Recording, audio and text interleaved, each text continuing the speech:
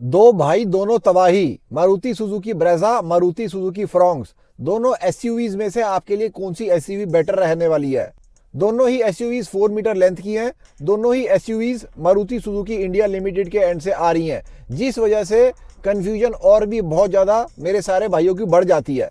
लेकिन ये confusion clear होनी बहुत ही ज्यादा जरूरी है आप सबके लिए, क्योंकि दोनों कार्स का पर्पस बहुत ही अलग है और दोनों कार्स अलग अलग नीड्स को कैटर करती हैं। तो किसके लिए कौन सी कार बेटर रहने वाली है, सारी चीजों को आज दोस्तों अच्छे से डिस्कस कर लिया जाएगा। कार के साइजेस के बारे में, कार के इंजन्स के बारे में, रेट्स के बारे में, ड्राइविंग डायनेमिक्स के बारे में, दोनों कार्स के अपकमिंग फेसलिफ्ट्स के बारे में, और कौन सी कार किसके लिए बेटर रहने वाली है। तो वीडियो को एंड तक जरूर से देख लेना। और जो फर्स्ट टाइम चैनल के ऊपर आए हैं उनके लिए मैंने थोड़े से स्क्रीनशॉट्स लगाए थे, आप देख सकते हैं किस तरीके से चैनल के ऊपर काम किया जाता है, और सब्सक्राइबर्स रोज चैनल की वीडियोस को देखकर अपने लिए best to best cars purchase कर पाते हैं और इंडियन कार मार्केट के अंदर होने वाले हर एक एस्पेक्ट से प्रोटेक्टेड भी रह पाते हैं। तो आप भी चैनल को सब्सक्राइब जरूर कर लेना, लाइक बटन और हाई बटन को भी जरूर दबा देना। अब दोस्तों अगर मैं साइज की बात कर लेता हूं, अगर मैं लेंथ की बात करता हूं, मतलब आगे वाले बम्पर से पीछे वाले बम्पर तक दोनों ही 4 मीटर लेंथ एसयूवीज हैं, तो दोनों की जो लेंथ है वो अराउंड 4000 mm के आसपास की रहती है। सेगमेंट के अंदर रहने के लिए इनकी लेंथ को 4000 mm से कम रखा जाता है। अगर मैं चौड़ाई की बात कर लेता हूँ, लेफ्ट वाले दरवाजे से राइट वाले दरवाजे तक ब्रेजा की है 1790 mm, वहीं पर फ्रॉन्क्स की हो जाती है 1765 mm। अगर मैं हाइट की बात करता हूँ, मतलब जमीन से लेकर छत तक क्या साइज है कार का, ब्रेजा का है 1685 mm, फ्रॉन्क्स का है 1550 mm। व्हील बेस की अगर मैं बात करता हूँ, ब्रेजा में 2500 mm का, वहीं पे फ्रॉन्क्स के अंदर आपको 2520 mm का मिल जाएगा। अगर बूट स्पेसिस की मैं बात कर लेता हूँ, 328 लीटर्स आपको मारुति ब्रेजा के अंदर मिल रहा है और 308 लीटर्स आपको मारुति फ्रॉन्क्स के अंदर मिल जाता है। तो अगर मैं चौड़ाई की बात करता हूं तो थोड़ा सा ज्यादा आपको ब्रेजा के अंदर मिल रहा है, अराउंड 3 सेंटीमीटर से। हाइट की बात करता हूं, आपको ब्रेजा के अंदर ज्यादा मिल रही है। व्हील बेस ऑलमोस्ट सेम है दोनों कार्स का। तो अगर मैं ओवरऑल रोड अपील की बात करता हूं, रोड प्रेजेंस की मैं बात कर लेता हूं, तो आपको ब्रेजा के अंदर ज्यादा मिलेगी एज कंपेयर टू फ्रॉन्क्स, क्योंकि ब्रेजा की हाइट ज्यादा है। अगर अराउंड 6 फीट आपकी हाइट है तो आपको ब्रेजा के अंदर हेडरूम ज्यादा मिल जाएगा। हालांकि ऐसा नहीं है कि फ्रॉन्क्स 6 फीट वाले लोग नहीं ले पाते हैं, बहुत सारे लोग फ्रॉन्क्स को इतना ज्यादा पसंद करते हैं कि उनकी हाइट 6 फीट भी होती है, फिर भी वो फ्रॉन्क्स को ले लेते हैं। तो एक तरीके से दोस्तों ये पर्सनल चॉइस की बात आ जाती है, दोनों कार्स के अंदर आप एक बारी बैठ के देख लेना। अगर मैं रोड स्टैंस और रोड अपील की बात करता हूं, क्योंकि ब्रेजा के डायमेंशंस बड़े हैं, आपको रोड अपील ब्रेजा की ज्यादा मिलेगी, रोड स्टैंस ब्रेजा के अंदर ज्यादा निकल कर आएगा। अगर मैं कैबिन स्पेस की बात कर लेता हूं, दोनों कार्स के अंदर आपको ऑलमोस्ट सिमिलर ही मिलेगा। दोनों कार्स के व्हील बेस में बहुत ज्यादा फर्क नहीं है। पीछे वाली सीट्स के लिए लेग रूम, आगे वाली सीट्स के लिए लेग रूम ऑलमोस्ट आपको सिमिलर ही मिलने वाला है। हालांकि अगर मैं पीछे वाली सीट की बात कर लेता हूं, तो ब्रेजा के अंदर चौड़ाई ज्यादा होने की वजह से अगर 3 लोगों ने पीछे वाली सीट के ऊपर बैठना है तो ब्रेजा के अंदर थोड़ा सा ज्यादा कंफर्ट लेवल वहां पर ज्यादा हो सकता है, और अगर 2 लोगों ने पीछे बैठना है तो दोनों कार्स कंफर्टेबल इनफ हैं। अगर मैं इंजन की बात कर लेता हूं, आपको ब्रेजा के अंदर बड़ा इंजन आ जाता है। 1500 सीसी का नेचुरली एस्पिरेटेड इंजन है इस कार के अंदर, जो 4 सिलेंडर का है। 2 इंजेक्टर्स पर सिलेंडर ब्रेजा के अंदर यूज किए जाते हैं, साथ में dual variable valve timing. 8 injector की कार है Maruti Suzuki Brezza naturally aspirated की अगर मैं बात कर लेता हूं, साथ में इसके अंदर आपको सीएनजी की भी ऑप्शन मिल जाएगी। अब अगर मैं फ्रॉन्क्स की बात कर लेता हूं, फ्रॉन्क्स में आपको थोड़ा सा छोटा इंजन मिल जाता है। 1200 सीसी का 4 सिलेंडर नेचुरली एस्पिरेटेड इंजन है उसके अंदर भी आपको 8 इंजेक्टर ही मिलेंगे, मतलब 2 इंजेक्टर्स पर सिलेंडर। साथ में डुअल वेरिएबल वॉल्व टाइमिंग आपको फ्रॉन्क्स के अंदर भी मिल जाएगी, और फ्रॉन्क्स के अंदर भी आपको सीएनजी की ऑप्शन मिल जाएगी। तो बड़ा इंजन होने की वजह से आपको ब्रेजा के अंदर ज्यादा पावर मिल जाएगी, ज्यादा टॉर्क भी मिल जाएगी। लेकिन फ्रॉन्क्स के अंदर एक और इंजन आता है जिसका नाम है 1.0 टर्बो बूस्टर जेट, जिसके अंदर आपको ज्यादा टॉर्क मिल जाएगी एज कंपेयर टू ब्रेजा। तो अगर आपको और ज्यादा पेपी कार चाहिए तो आप फ्रॉन्क्स टर्बो की तरफ रुख कर सकते हैं। इसके डेल्टा प्लस वेरिएंट से आपको फ्रॉन्क्स टर्बो मिलनी स्टार्ट हो जाती है। अब बात कर लेते हैं वैल्यू फॉर मनी फैक्टर की। अब दोस्तों देखिए, अगर आपका बजट टाइट है, आप कम बजट के साथ चल रहे हैं, तो आपके लिए यहां पर मारुति सुजुकी फ्रॉन्क्स एक बेटर एसयूवी हो सकती है, क्योंकि दोनों कार्स के रेट के अंदर अराउंड 1 लाख से 1.25 लाख रुपए का फर्क है। अगर आप फ्रॉन्क्स की बात करते हैं, उसका जो बेस वेरिएंट है वो 6.85 लाख एक्स शोरूम से स्टार्ट हो जाता है। इसके बेस वेरिएंट का दोस्तों नाम हो जाता है मारुति सुजुकी फ्रॉन्क्स सिग्मा, मतलब sigma variant. On the other hand, अगर आपका बजट थोड़ा सा ज्यादा है तो आप ब्रेजा एलएक्सआई की तरफ भी रुख कर सकते हैं। इसका rate around 8.25 lakh ex showroom से स्टार्ट हो जाता है। खासियत क्या है, दोनों के बेस वेरिएंट में आपको सीएनजी की ऑप्शन मिल जाएगी।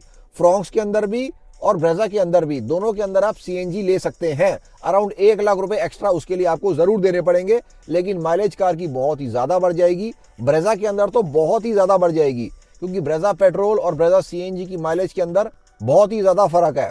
मान के चलिए अराउंड 10 किलोमीटर का फर्क पड़ जाता है अगर मैं ब्रेजा पेट्रोल और ब्रेजा सीएनजी की बात कर लेता हूँ। ऑन द अदर हैंड अगर मैं फ्रॉन्क्स पेट्रोल की बात कर लेता हूँ, उसके अंदर भी आपको ठीक ठाक माइलेज मिल जाती है, 17, 18, 19, 20। बहुत सारे भाई उसके अंदर आराम से निकाल लेते हैं। लेकिन अगर आपको और भी ज्यादा माइलेज चाहिए तो आप सिग्मा सीएनजी की तरफ रुख करना, क्योंकि उसके अंदर दोस्तों 30 के आसपास की माइलेज आप लोगों को मिल जाएगी। मतलब फ्रॉन्क्स सिग्मा सीएनजी या सीएनजी का अगर आप कोई भी वेरिएंट लेते हो।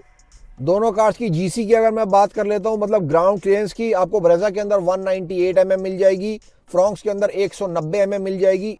अगर दोनों कार के टायर साइजेस की मैं बात कर लेता हूं, यहां पर बिल्कुल ही सेम है। ब्रेजा के अंदर 16 इंच सारे वेरिएंट्स में, फ्रॉन्क्स के अंदर भी 16 इंचेस का सारे वेरिएंट्स के अंदर। अगर दोस्तों मैं बिल्ड क्वालिटी की बात कर लेता हूं, तो ब्रेजा को अराउंड 2017 में GNCAP के अंदर भेजा गया था। वहां पर इस कार ने 4 स्टार सेफ्टी रेटिंग लेकर आई थी। अगर मैं फ्रॉन्क्स की बात कर लेता हूं, तो इसी कार के प्लेटफॉर्म के ऊपर बनने वाली एक कार बलेनो को लैटिन एनकैप के अंदर अभी रिसेंट के अंदर टेस्ट किया गया था। वहां पर उस कार का बॉडी शेल स्टेबल पाया गया था।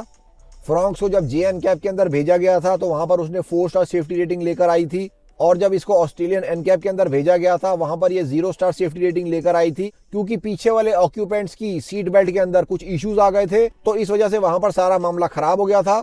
तो एक एग्जैक्ट क्लियर पिक्चर फ्रॉन्क्स की सेफ्टी को लेकर दोस्तों बोली नहीं जा सकती। हालांकि अगर मैं सेल्फ एनालिसिस के ऊपर आप लोगों को बताता हूं, फ्रॉन्क्स की जो सेफ्टी है, फ्रॉन्क्स का जो बॉडी शेल है, वो मारुति की बहुत सारी कार से मच बेटर है। और दोनों कार्स के अंदर अब ब्रेजा के अंदर और फ्रॉन्क्स के अंदर आपको 6 एयरबैग्स स्टैंडर्ड मिल रहे हैं। मतलब बेस वेरिएंट से ही आपको 6 एयरबैग्स मिलने स्टार्ट हो जाते हैं। Hyundai की i10 नियस को अभी रिसेंट में GNCAP के अंदर टेस्ट किया गया था, वहां पर उस कार ने 0 स्टार सेफ्टी रेटिंग लेकर आई थी। ऑन द अदर हैंड जब सेलारियो को GNCAP के अंदर टेस्ट किया गया तो वहां पर वो कार 3 स्टार सेफ्टी रेटिंग लेकर आई थी। अगर मैं दोनों कार्स की ड्राइविंग डायनेमिक्स की बात कर लेता हूं, अगर पहले मैं ब्रेजा की बात कर लेता हूं, आपको ब्रेजा को ड्राइव करने में ज्यादा कमांडिंग एहसास आएगा। उसका बोनट आपको काफी ज्यादा अपराइट मिल जाता है, और जब आप उस कार को ड्राइव कर रहे होंगे तो आपको बोनट का बहुत ही अच्छा व्यू आ जाएगा, और रोड के ऊपर आपको कमांड भी मच बेटर महसूस होगी। फ्रॉन्क्स के अंदर भी आपको ठीक ठाक आ जाएगा, लेकिन एज कम्पेयर टू ब्रेजा आपको फ्रॉन्क्स के अंदर बोनट के व्यू का एहसास थोड़ा सा कम महसूस होगा। अगर मैं दोनों कार्स की सीट पोस्टर की बात कर ले तो मतलब ड्राइविंग करते हुए आपको कैसा सीट पोस्टर महसूस होता है, बहुत अच्छा लगेगा आपको। मतलब ड्राइविंग करते हुए व्यू के अंदर आपको कोई भी खलल नहीं महसूस होगा। ए पिलर की प्लेसमेंट दोनों कार्स के अंदर काफी अच्छे से करी गई है। मतलब जब आप शार्प टर्न्स भी ले रहे होगे राइट की तरफ या लेफ्ट की तरफ, तो ए पिलर की कोई भी बाधा आपको दोनों कार्स के अंदर महसूस नहीं होने वाली है। रही बात दोनों कार के डिजाइन की, ये एक सब्जेक्टिव टॉपिक है, आप इसके ऊपर अपनी पर्सनल ओपिनियन के हिसाब से जाइए, लेकिन मेरे लिए तो दोनों भाई हैं और दोनों तबाही हैं। और ये वाली चीज क्लैरिफाई भी हो जाती है top 10 selling cars of the month की रैंकिंग से। दोनों ही कार्स 15 से 20 हजार यूनिट्स पर मंथ आराम से बेच लेती है। ब्रेकिंग बहुत ही बढ़िया दोनों कार्स की, सस्पेंशन दोनों कार्स की बहुत ही स्मूथ है, और दोनों कार्स की ड्राइव के एहसास की बात कर ले तो बहुत ही स्मूथ एहसास आपको दोनों कार्स चलाते हुए आएगा। कैबिन नॉइस बिल्कुल भी नहीं है, इंजन की वाइब्रेशन बिल्कुल भी नहीं है। गियर्स के ऊपर अगर आप हाथ रखोगे तो आपको पता भी नहीं चलेगा कि कार स्विच्ड ऑन है या स्विच्ड ऑफ है। तो उस मामले में दोनों ही कार्स बहुत ही सक्षम है, बहुत ही बेहतरीन है, और एक अलग ही लेवल का आपको प्लेजर दोनों कार्स को चलाते हुए आएगा। और बहुत सारे चैनल के भाई फ्रॉन्क्स और ब्रेजा ऑलरेडी खरीद चुके हैं, मेरी बातों के साथ आराम से एसोसिएट भी कर पा रहे होंगे। दोनों कार्स के एसी की परफॉर्मेंस की अगर मैं सीएनजी में भी बात कर लेता हूं तो यहां पर भी कोई दिक्कत नहीं है। सीएनजी ऑन करने के बाद भी दोनों कार के इंजन्स बिल्कुल भी दबाव नहीं महसूस करते हैं। रीजन दोस्तों इसका बहुत ही क्लियर है, बहुत ही बेहतरीन इंजन्स हैं। एक में 1500 सीसी का 4 सिलेंडर नेचुरली एस्पिरेटेड है, एक में 1200 सीसी का 4 सिलेंडर नेचुरली एस्पिरेटेड है। बहुत ही बेहतरीन तरीके से ट्यून करे गए हैं। ब्रेजा के फेसलिफ्ट की दोस्तों अगर मैं बात कर लेता हूं वो तो राउंड द कॉर्नर ही है। जो चैनल की वीडियोस रोज देख रहे हैं उनको सारी चीजें पता रहेंगी। सारे टेस्ट ब्रेजा 2026 के ऑलरेडी हो चुके हैं। हिल टेस्ट भी हो चुका है, हाईवे टेस्ट भी हो चुका है, रोड टेस्ट भी हो चुके हैं। चैनल के ऊपर वीडियोस ऑलरेडी अवेलेबल हैं। और अगर मैं बात कर लेता हूँ मारुति सुजुकी फ्रॉन्क्स की, फ्रॉन्क्स का फेसलिफ्ट मिड ऑफ 2026 के आसपास कहीं ना कहीं आने वाला है। तो अगर आप उतना वेट करना चाहते हैं फ्रॉन्क्स के लिए तो आप बिल्कुल कर सकते हैं, क्योंकि वो कार भी बहुत सारी ऑप्शंस के साथ आने वाली है, मतलब न्यू पावर ट्रेन्स भी आने वाली है दोनों कार्स के अंदर, और भी बहुत सारी नई नई चीज़ें आने वाली हैं। तो देखिए कौन सी चीज़ आपके लिए ज़्यादा मैटर करती है, आप उसी हिसाब से अपनी कार को परचेज कीजिए। सारे एस्पेक्ट्स को मैंने दोनों कार्स की अच्छे से डिस्कस कर दिया है। अगर आप अभी भी कंफ्यूज हो, अब इस वाली वीडियो को फिर से प्ले करके देख सकते हो। चैनल के ऊपर और भी बहुत सारा कंटेंट आप लोगों को मिल जाएगा। मारुति, टाटा, हुंडई, महिंद्रा कार्स को लेकर सारा ही जेन्युइन और ऑथेंटिक कंटेंट रहता है। अभी तक चैनल को सब्सक्राइब नहीं किया है, please consider subscribing the channel. Like button और हाई बटन को भी जरूर दबा देना। कल फिर से मिलते हैं वीरो। जय हिंद, जय Bharat and full support to the Indian armed forces.